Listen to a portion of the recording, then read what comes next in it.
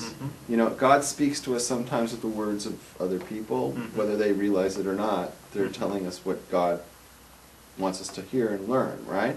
But the problem is we aren't at the level where we can decipher and determine and distinguish which are the words of God coming at us and which is just bullshit coming from some asshole who thinks they know what's best for you, right? So, and purports to be talking on the name of God, you know, and so you have to, the problem is you don't know, right? And so it's not easy to decipher and determine who's right, who's wrong. That's something that has to be acquired. That ability, you have to learn a lot of Torah and achieve the level of what's called Das Torah.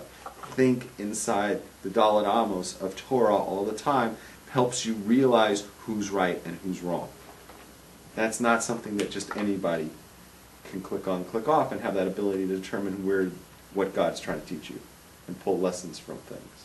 And people pull the worst lessons from things. Sometimes I just get so annoyed because they'll say, look, this is God's doing of this and that, you know, and it's like, well, everything is God's doing, right? But like the lesson learned here is this, and I just like cringe and go, well, how do you know that, right?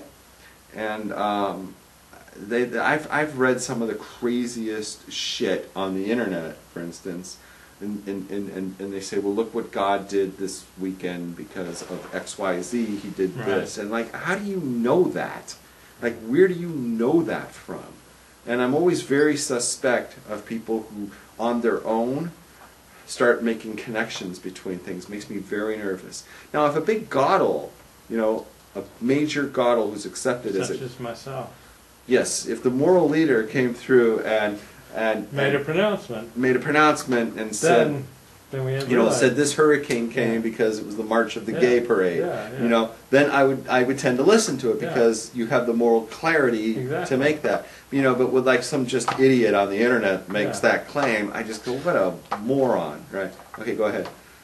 So God has many messengers and many ways of reaching us individually, but we must be attuned to hear the messages that emanate from heaven.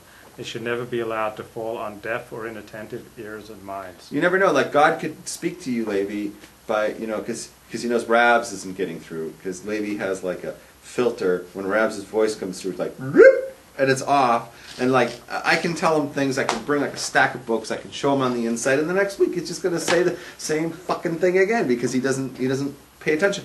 But like, if I could bring, let's say, somebody else and sit them in the same chair and have them talk to you, you might be all ears, right? If I could get, you know, let's say, like, bring in a, you know, God sends a woman from 8,000 miles, teenage woman from 8,000 miles away. Maybe she has a nice body and everything, so like you're focused, right? And she sits down in the chair, right? And she tells you the same thing. It's like, oh, I think you have a valid point there, you know, right? And like, okay, now I get it. If she came here and she explained to you that Dennis Prager is talking shtus and you should drop it, I bet you that would have a better ding.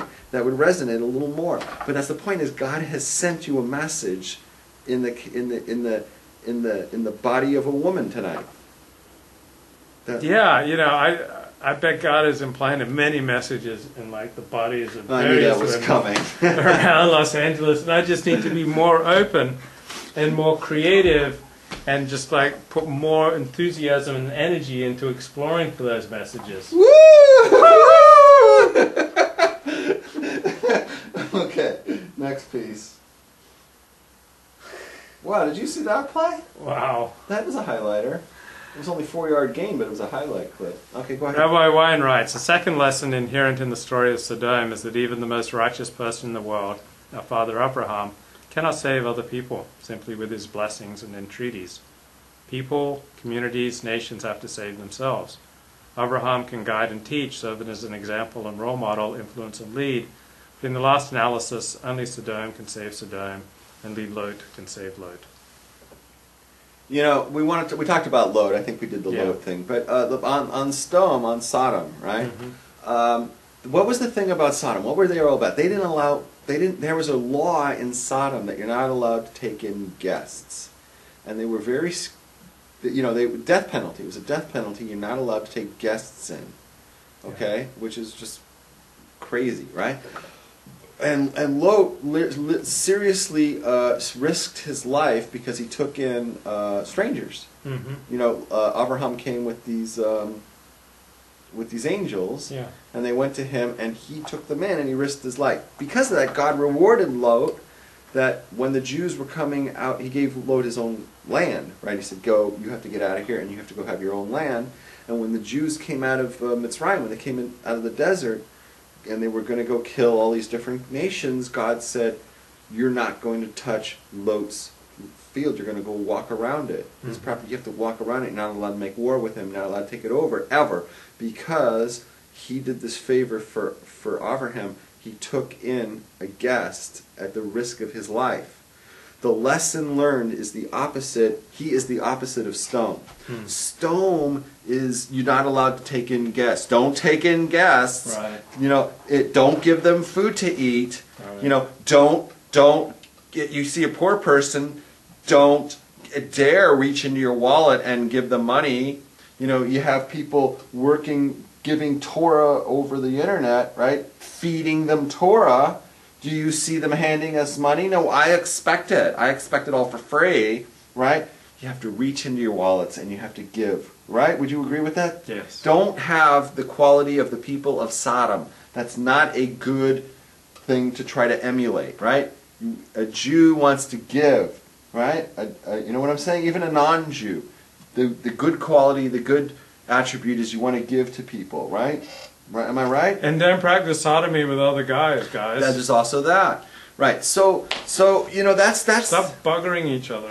That is the quality of, you know, that's the attribute of Sodom, that they were very greedy and didn't want to give and didn't want to help people in need. Lot went the other direction. He risked his life to give people, you know, take in people, right? Yeah. You know, and put them up and whatever, right? And take care of people. And that was the guy who was rewarded by God. God likes that. All right, go ahead. Right. Yeah, like I had this girlfriend, Touchdown? and she was like semi-homeless. Like she, you know, she'd stay with her sister or she'd sleep in her car. And I like said, oh, I can't allow that. I want you to come stay with me. And you gave up your bed for her. I gave up my bed Half for her. of your bed you gave to her. I gave up my innocence. Right? And you I rewarded. gave up my virtue. And you rewarded. I gave up my honor. Well, Don't even go there. I'm so sick of that joke.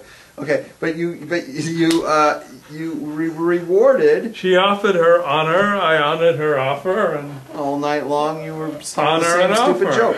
Now you were rewarded, and how were you rewarded for that? Doggy style.